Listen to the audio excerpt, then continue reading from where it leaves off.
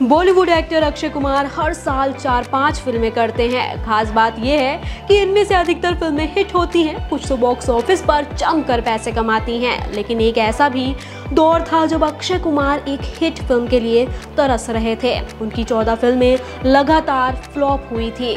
लोगों को लगा बस खिलाड़ी कुमार का करियर खत्म।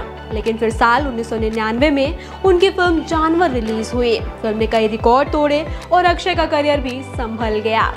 अक्षय कुमार, शिल्पा शेट्टी, करिश्मा कपूर और मोहनीश बहल स्टारर फिल्म जानवर देश के 25 शहरों के सिनेमाघरों में लगातार 100 दिन चली। इतना ही नहीं, इस फिल्म के बाद अक्षय कुमार ने हिट फिल्मों की हैट्रिक भी लगा दी। उनकी फिल्म हेरा फेरी और धड़कन भी हिट रही। अक्षय कुमार ने एक इंटरव्यू में अपने फ्लॉप करियर को लेकर बात भी की थी। अक्षय ने इंटरव्यू में बताया था कि मैं हारा हुआ महसूस करता था, लेकिन उस वक्त मेरी मार्शल आर्ट की ट्रेनिंग ने मुझे संभाला। मार्शल आर्ट आपको डिसिप्लिन में रहना सिखाता है। 14 फिल्में फ्लॉप देकर मैंने बहुत कुछ सीखा है। बता दें, फिल्म जानवर में हीरो के तौर सबसे पहले सनी देओल को कास्ट करना था। फिल्म के निर्देशक सुनील दर्शन ने एक इंटरव्यू में बताया था कि मैंने सनी देओल के लिए फिल्म जानवर की स्क्रिप्ट लिखी थी, लेकिन उनको शायद फिल्म की कहानी समझ नहीं आई और उन्होंने फिल्म में काम करने से मना कर दिया। मैं फिल्म के लिए कोई दमदार हीरो ढूंढ ही रहा था कि एक दिन मेरे पास अक्षय का फोन आया। इसके बाद उन्होंने मेरे साथ इस फिल्म में काम करने की इच्छा जाहिर की। मैंने उन्हें फिल्म जानवर की कहानी सुनाई। अक्षय की मेहनत और काम को लेकर उनकी निष्ठा ने मुझे प्रभावित किया और मैंने ये फिल्म उनके साथ बनाने का फैसला कर लिया। सुनील ने अक्षय को फिल्म में बतौर लीड ले तो लिया था, पर कहीं न कहीं आशंका भी थी कि फिल्म चलेगी या नहीं चलेगी। उन्होंने इसका तोड़ निकाला कि उस समय की हिट अभिनेत्रियों को फिल्म में शामिल किया जाए। सबसे पहले वो जूही चावला के पास गए। जूही ने हाँ भी की, फिर न जाने क्या हुआ, वो बैकआउट कर गई। इसके बाद दर्शन करिश्मा कपूर के पास पहुंचे। करिश्मा उस दौर की एक बड़ी एक्ट्रेस थी। उनकी राजा हिंदुस्तानी और दिल तो पागल है जैसी फिल्में हिट हो चुकी थी। सुनील ने करिश्मा को स्क्रिप्ट सुनाई, उन्हें पसंद आई। सपना के रोल में वो काम करने को तैयार हो गए। फिर सुनील ने उन्हें फिल्म के हीरो का नाम बताया, अक्षय कुमार। क्योंकि अक्षय की फिल्में चल नहीं रही थी, इसलिए पहले वो थोड़ा ठिठकी, पर सुनील के भरोसे पर फिल्म के लिए हाँ कर दिए। सुनील को करिश्मा का ये रवैया अच्छा लगा। वो उस समय फिल्में चूज करने की स्थिति में थी, पर दर्शन के कहने पर वो अक्षय के साथ भी फिल्म करने को राजी हो गए। तो नाम लॉक हो चुके थे।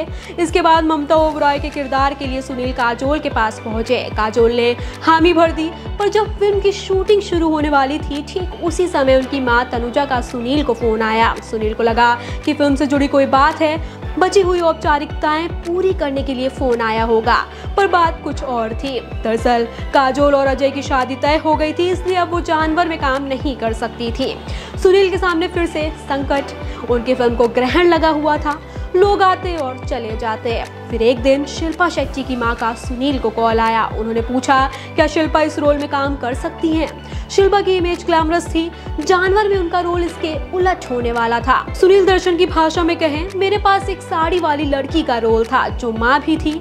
अब उस समय सुनील के पास कोई ऑप्शन नहीं था, उन्होंने हाँ कर दिया। शिल्पा के चेहरे पर उन्हें एक ईमानदारी दिखती थी और उसमें काम करने की भूख थी, जिस कारण डायरेक्टर साहब तैयार हो गए। उस दौर में एक ग्लैमरस हीरोइन को किसी संजीदा किरदार में एक्सेप्टेंस दिला पाना कठिन काम था, पर उन्होंने मनीष मल्होत्रा के साथ शिल्पा की ड्रेसिंग और लुक पर अलग से मेहनत की। उन्हें ममता के रोल के लिए तैयार किया गया।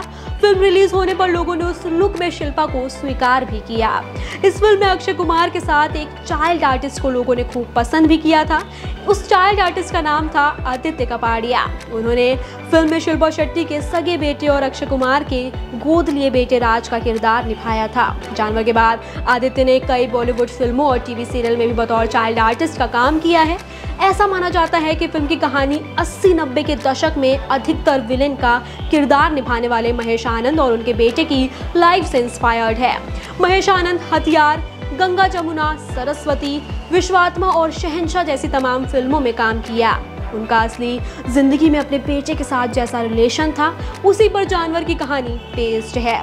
2019 में महेश आनंद की मौत हो गई। उनका शव मुंबई में उनके फ्लैट में मिला था। उनकी मौत कार्डियक अरेस्ट से हुई थी। बता दें कि अक्षय का किरदार बाबू लोहार का लुक थोड़ा बहुत महेश आनंद के लंबे बालों और मूंछों से प्रेरित था। अक्षय का लुक एक और जगह से इंस्पायर था। सुनील ने कहीं ग्रीक अमेरिकी रैपर यन्नी की तस्वीर देखी थी। उन्हें उनका मूंछों और बालों वाला लुक पसंद आया था, जो बाद में अपनी फिल्म में उन्होंने अडॉप्ट किया। सुनील दर्शन ने एक बार कहा था, जानवर फिल्म जब रिलीज हुई थी तो मुंबई से ज्यादा शोर यूपी, बिहार, राजस्थान, बंगाल और एमपी से आया। दूसरे दिन ही फिल्म के कलेक्शन ऐसे हो गए थे जैसे ऑडियंस फिल्म से कनेक्ट फील कर पा रही है। आज का सफर यही खत्म होता है। फिर मिलेंगे किसी नई फिल्म के कुछ नए किस्सों के साथ। मुझसे जितना दूर रहेंगे उतना ही इनकी जिंदगी बनी रहेगी और सेहत में बरकत भी होगी।